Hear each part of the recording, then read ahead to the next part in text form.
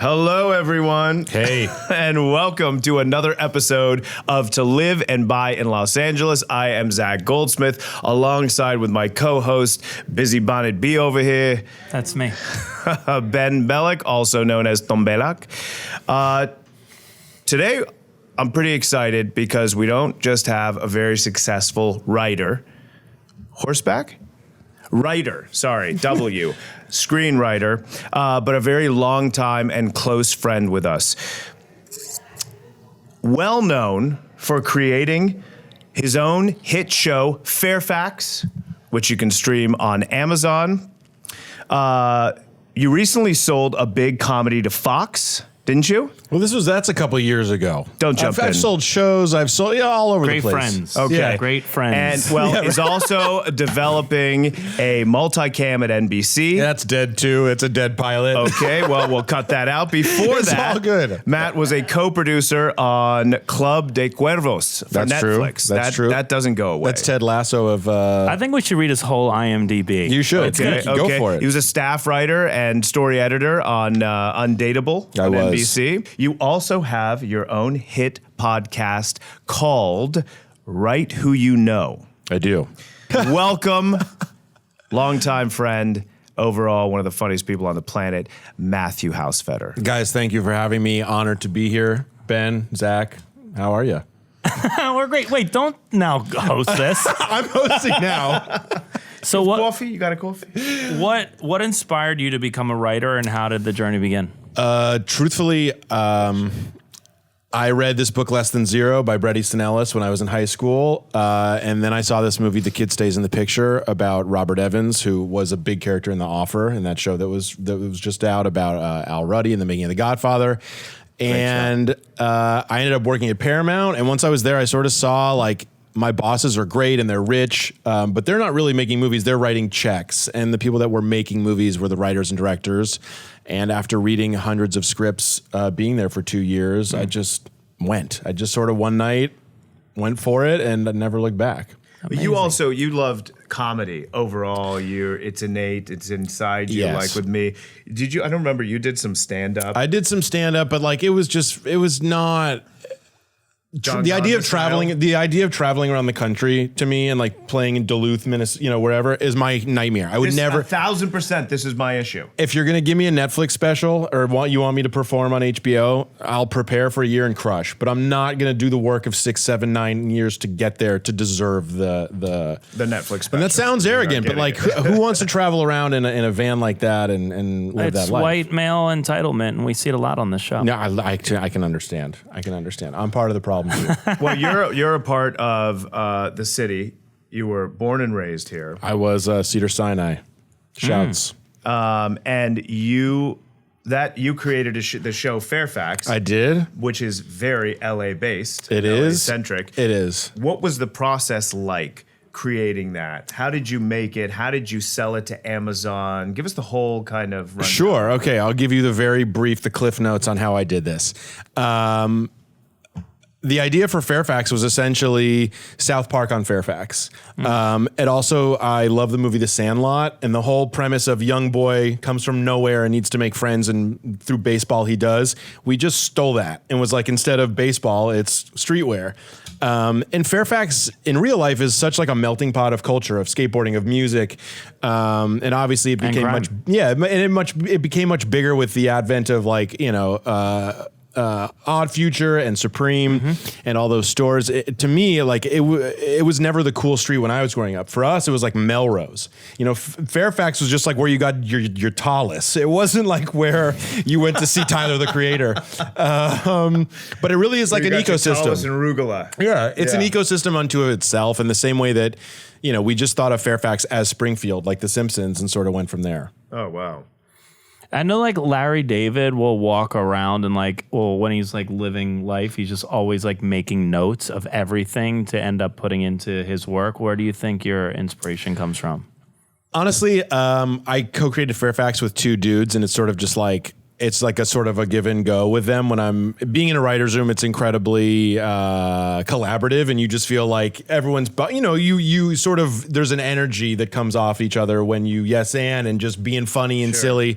But when I'm out, like, if I have an idea and I think it's good, like I literally would just like write something down in my notes app, and then a lot of stuff comes from there, truthfully. Is it not the worst when you go back and look at your notes app and you're like, I have no idea what this means? I do have that problem. I try to like write dreams in the morning I had, and I'll read them later and be like, this is the work of a terrorist. I mean, I've had a few where I'm like, there's nothing I can do to make sense of any of this. Yeah. I have the same issue. have a case and a backpack filled with notes, scrap paper, napkins that I used to write ideas on all the time. This is if you ever need some if you ever need some kindling in a pinch. No. That's going to be it. framed one day and used. We almost got Ben on that one. We almost got I'm like, God, these guys aren't funny. But now I will literally use my notes section for everything. Yeah. Anything I think of goes in my notes section, and then going back and actually doing something with it. That's why I call Ben. All right. I pay him an hour. How did you guys meet? That's what I want to know. At a birthday party. You are not hosting this. We met at another real estate agent's 40th birthday party that we should not say his name. David Solomon. Yeah, we met at his birthday, and like it was kind of like that Step Brothers moment where you're like, did we just become best friends? That's awesome. I said no, and then he has spent the last few years convincing me that I'm wrong. All right. I was trying to avoid him. Yeah, right. It hasn't changed. So when you write, do you set allotted times to write, create? It just comes to you when you sit. What does your day look like as a writer? Truthfully, most writers will tell you they hate to write. I am not one of those writers. I can usually go for like 4 hours. The truth is, like, I wake up at 7 or whatever with my kid. At 9, she goes to the park, whatever, nanny, preschool. And at like 10, truthfully, like I'll have some coffee and hit a sativa and just go. And it's not a joke. This is why people make fun of Hollywood outside of LA. But like truthfully, I can write for like 4 or 5 hours in one shot. I find it fun, and it's like truly you get to listen to music and smoke and be creative for a living. Like this is a gift from God. So then you will not. So you're not going to get writer's block because you really don't have an allotted time where you're like, shit, I've got to think of something. No. Sometimes not even. It's not even that. Like, often if I'm really trying to like break story on something, of like break down how I'm going to write an outline or a pilot, like, I'll do it. There's this app now called Miro, because we had to break a lot of the story on Fairfax during COVID on a Zoom room as opposed to being in person with these writers. And there's this wonderful app. I'm sure there are other ones. It's Miro. It's like basically like digital whiteboard, and it goes everywhere with you. And I will use that to break out acts 1, 2, and 3, and then turn that into prose. That's an outline. And then once I have like a real airtight outline, I will go and off and write script. Good. So sidetracked is something that you get, obviously, because that's not what I asked. What did you ask me? What my day is like? No. Like what do you want, like from 9 to 5? I'm just interested to know about the writer's block that's tied in with procrastination, because for me that was always a big thing. Yeah. And I don't know if you tie them directly together, but do you procrastinate? Ben loves to talk about nothing being stronger than a deadline. So when you have your own show and they're like, we need this episode by June 12th, you're not going to procrastinate as much. No. Or maybe you'll wait till the last minute. No. I've always been someone that's efficient with my time. Like, even in school, that may sound nerdy, but like, we would have to write like a 20-page paper over Christmas break, and I would go home from school on a 2 p.m. on a Friday of Christmas break let out and write the whole fucking thing in one shot, and then be done with it for the next 2 weeks of Christmas break. That was just sort of how I've always been able to just go. I don't know. Maybe that sounds obnoxious, but sounds incredible. You're like, I love this. Obnoxious. That didn't sound as Zach's version of that is he has the 2-week deadline. He paces around his island at home for 2 weeks. The anger and frustration of procrastination builds inside of him. He takes it out on the rest of us, and then in the final, like 30 hours, the magic happens around the deadline. This active writer strike is not throwing you off. So explain the strike to us. Will you break down what is going on in Hollywood? Yes, very simply. I'll try and do it very quick. There's a couple big issues. One, AI. We want the studios to take that off the table. And it's not that some AI is ever going to be able to write Succession or The Sopranos. What will happen is the studios will say, instead of hiring Matt Hausfater for $125,000 to write a first draft of something, let's let the computer spit out a first draft that's a piece of shit, and then we can cut that step out from hiring Matt, and we can hire Matt to rewrite it for much less money, as opposed to doing a first draft and then having that second step. And AI is incredibly powerful and scary, and we don't really know what it's going to do. I mean, this is classic Terminator. Skynet will become self-aware at some point, so let's put some guardrails in place. Sure. That's number one. And number two is the way that writers used to make money, aside from being in the room, is from residuals. When television was mostly on network TV, whether it was Seinfeld or Friends or whatever show you were watching on Fox, CBS, NBC, or ABC, when your episode airs that you wrote, you'd get a check in the mail for like $4,500. And that's how writers, we only work like 20, 25 weeks a year usually on a season of television. Writers were getting those checks. And when everything went streaming, the streamers, they did not, there's nothing in our contracts that basically say, for every time this episode airs or for every time someone watches your episode, you get a check. For example, for Fairfax, the three of us got one check, a one-time royalty fee, residual fee for Fairfax. People who have written on shows like Big Bang Theory or Friends or Abbott Elementary, they are getting huge checks in the mail or The Office whenever their episode airs, and they're really able to pad their life and live in between gigs using that money. And the studios, they didn't, they would much rather not, and they're not sharing the data. That's the other part. You know how many people is watching an episode of Abbott Elementary because Nielsen reports it. And the ad revenue that NBC is making is based off of that number. The streamers do not share the data. They'll tell you, oh, Marvelous Miss Maisel was #1 on Amazon this past week. Stranger Things was the #1 show on Netflix. But they will never share the data with the creators of the show, because if we know how many people are actually watching it, we will hold the power to negotiate. But the idea of the big checks and the residuals from those shows, I feel like ended long before AI became the presence that it is today. Well, they're two different issues. Yeah. The residuals have really nothing to do with the AI. The residuals are really about everyone that's watching TV in the last 7 years. The main convo question people ask when you go to a dinner party or a birthday party for a child: what are you watching these days? We're truly creating these cultural titans, and we should be compensated as such. That's crazy, because if you think about it, like, residual checks are really what make your career. Yes. Jen. Oh yeah, I'm still getting them for about like $37 for Veronica Mars. Well, Jen, my wife, gets checks for choreographing things from years ago. Sometimes they're like $8,000 checks, and then you wonder, like, well, she did Austin Powers, got $8,000. What is Mike Myers taking today? Totally, For that, you can imagine. And then she'll get checks for 7 cents. You're like, I can't even cash this check. Yeah. But those residuals are what make not only your living, but cover your benefits too, and get you to that healthcare plan that you may want.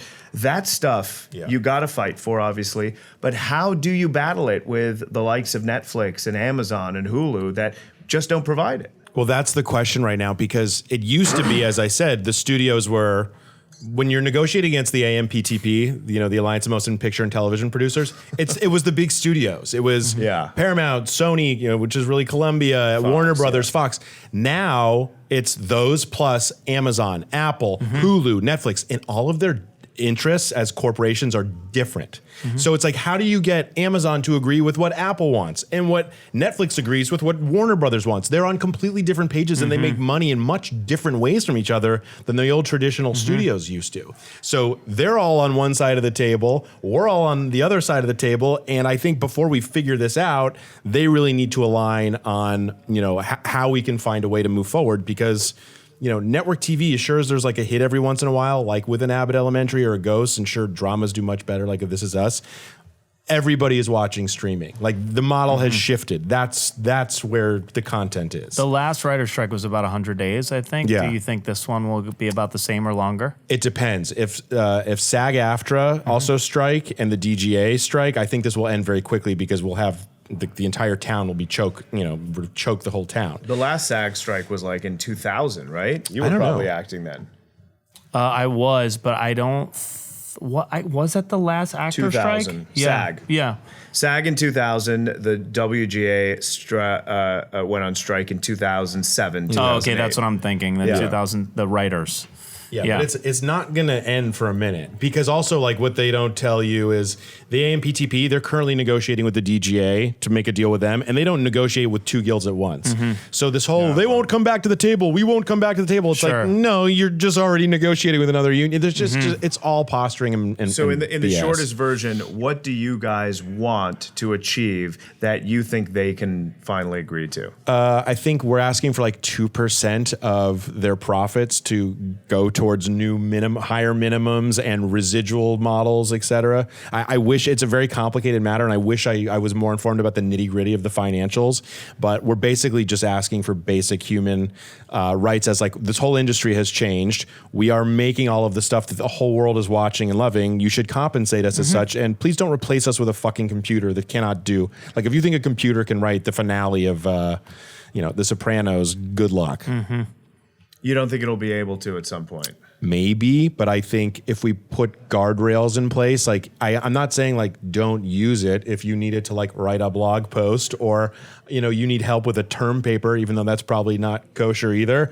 But yeah, I don't think we should be relying on what is essentially art from a machine. Yeah. I guess the sad portion, the depressing part, is that movies have really just sadly become mostly big Marvel movies, and like a lot of the stuff that we used to all watch and love growing up, there's no place for those films in today's marketplace.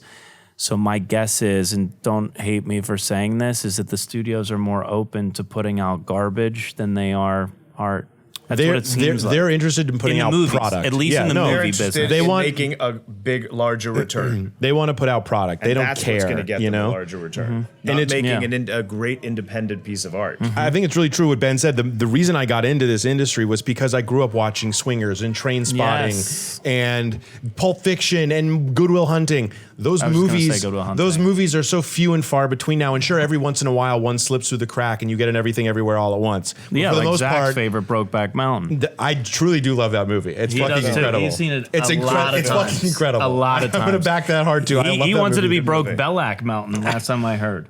You guys do make a cute couple. I mean, I don't. Going down this road, are you?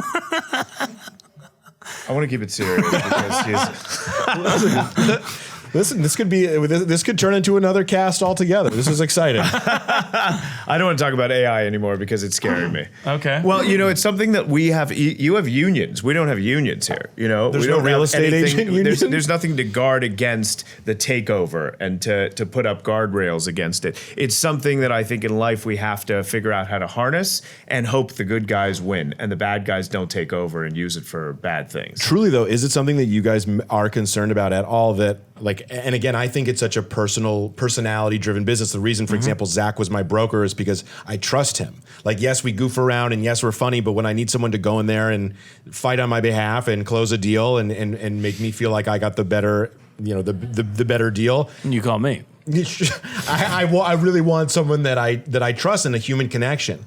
So I truly ask you, like, are you guys afraid that like some version of not like a robot, but like, how you already are seeing 360 tours of stuff on Redfin, and it's become advanced in a way where you can tour a home without leaving your own bed.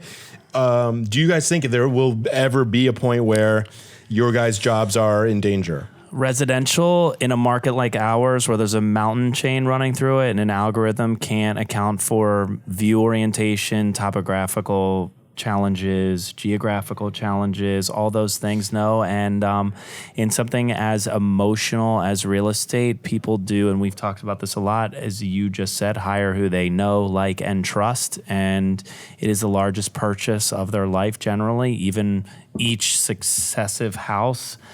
I feel like as long as there's someone smoking cigarettes out on the curb selling Lambos, there will be a place for us for sure. I'm going to use it to my advantage as much as possible because I think there are great tools here involved, and I think we should all be scared. We should all, because it could replace everything if we're not careful. And I think we just have to have guardrails against it in life, which is what you guys are fighting for, which is what I think the government needs to fight for, and we need to have kind of standardized, kind of sections of how it will be used. Because you get it in the wrong hands and it's going to take over. Terminator. So we talk a lot on the show about how realtors can really get over the hump and and start doing business and having a practice and a career versus a few transactions. Yes. Would you give any advice here to any aspiring writers on how to best their chances to get over the hump and remove aspiring from their title? Absolutely. I think the truth is writing, at least to me, is the easy part. The hard part is putting the pieces together so that when you do have that great script or that amazing pitch, you can reach out to that producer. You can contact the talent directly. You know, everyone that you come up with as an assistant eventually is either going to be an executive, a producer, an actor, a writer. And Hollywood is small, truthfully, and it's like high school. And the more people that want to invite you to sit at their cafeteria table and invite you to the cool girls party on Friday night, the better. And so it's really about networking and hustling, not in a gross, sycophantic, opportunistic way, but in an organic way where, you know, if there are people that you want to work with, like reach out to them on Instagram. Like they're truly all at your disposal. Like the guy that I interviewed on my podcast is a pretty big comedian and writer. And like I reached out to him on Instagram and just like flirted with him for a couple months. And, you know, it's just the hustle. So a big part of it is the hustle. Yeah, it's hustling and really networking and being outgoing. And I think that's antithetical to so many writers' personalities. And that's the problem. You know, like I consider myself at the end of the day, like, yeah, I'm a writer, but I'm a salesman. You have to sell yourself in pitch meetings, in general meetings, when I sit down to, you know, meet someone that works at whatever company.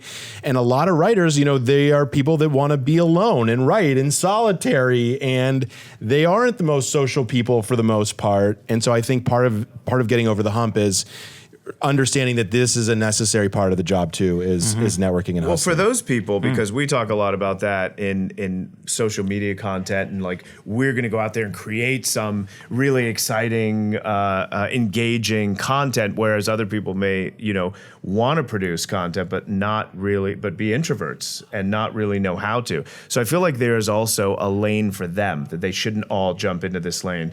Just like you're saying with those introverted writers who just want to sit in a hole and write, they're not going to go out and change who they are and start selling that. How does a guy like that sell his product? You have to write. You have to write 7. Like you have to write something. Right. The truth is, it's harder. It's going to be amazing. If you write something bulletproof, everybody that reads it is going to want to raise their hand and go, "Look what I found! I'm the person that told you that." You know, everybody wants to find Ben and Matt. You know, like everybody. Right. You know, and that kid was a nobody from nowhere. You know, and there's like a famous story about him, and I don't really remember it off the top of my head, but like. He wrote 7, and he was not anyone before that. And so you really have to have a bulletproof script, and then everybody will want to help you make your thing. My old roommate was a lit agent at William Morris before the merger. Before WME. He used to spend his weekends, no joke, locked in his room and just reading and reading and reading. It was wild. And what he told me at that time was that if you want to get a movie made in Hollywood, it should be action or comedy. Do you foresee the same trend moving forward or different? It's interesting.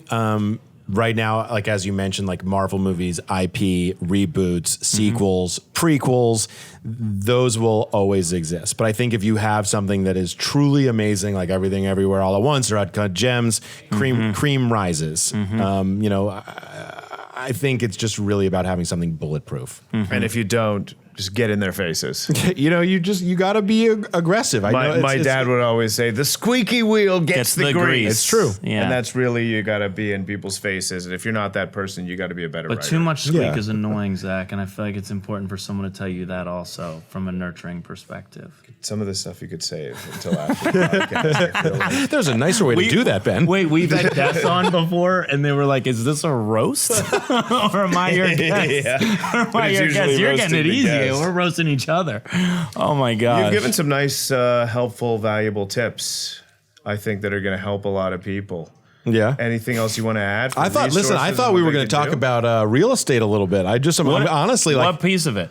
Well, by the way, do you think that our market will shift as someone who's because consumer confidence is really important. So with a writer strike, what do you think? What's your gut tell you? And then we'll tell you why you're wrong. I think a lot of writers at first I'm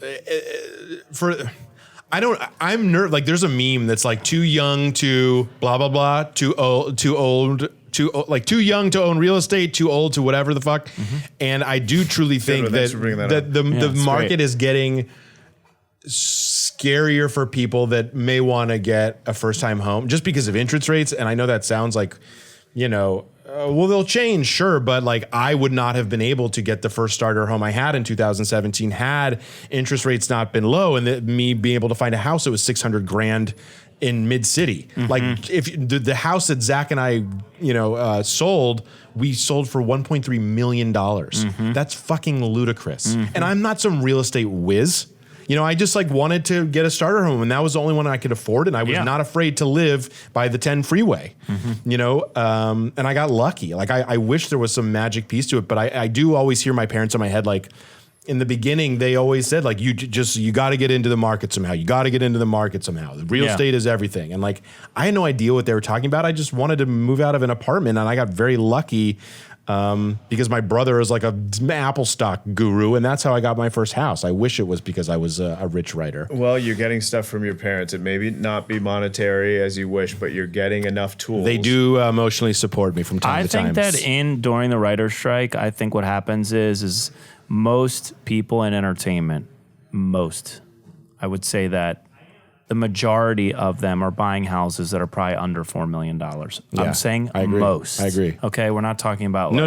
You're okay? 100%. And I would say that the entry threshold for a good-ish home that is not a 3 to 5 year house in Silver Lake that's a 2-bed, 1.5 bath is almost $3 million now in Los Angeles in the market you just described, basically. So I think maybe the writer's strike makes multiple offers a little less frothy because we can't get pre-approved in the same manner without being able to show income for this time period. That's a great point. I didn't even think about that. In that micro market of under 3 million, we may get a little bit of relief, particularly in the marginal markets like in Encino or something like that. And that's really where we need relief right now, because that's where we're seeing multiple offers. If you want to see like 8, 9, 10 offers still happening, it is the $2 million range. Oh my God, it's still on fire. And that's because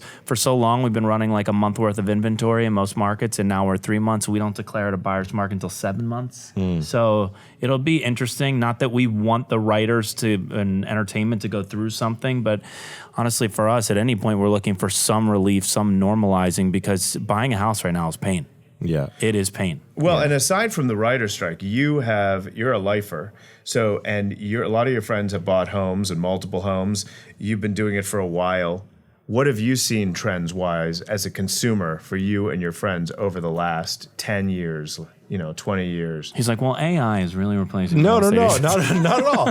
I think and I'm okay with it. I think a lot of people, I think what's important for a lot of people is, at least my generation, I'm 38, having an ADU, having some way to supplement their, and that was important. And that was very important to me, but like I had to make a compromise, and you always will have to make a compromise, unless you can really just write a check for whatever, there's usually probably going to be some compromise that you have to make. And I wish I had an ADU. I wish I had a garage, but I think what's important for young first-time families is basically having a 2-bedroom, 2-bath, nice starter home. Like it doesn't have to be huge. It can be 1,500 square feet. But I think a lot of kids my age, or I'm not a kid, but you can really change anything but the location. And obviously you guys know that. And I think it's important for people I know to get into a good school district as opposed to have a pool.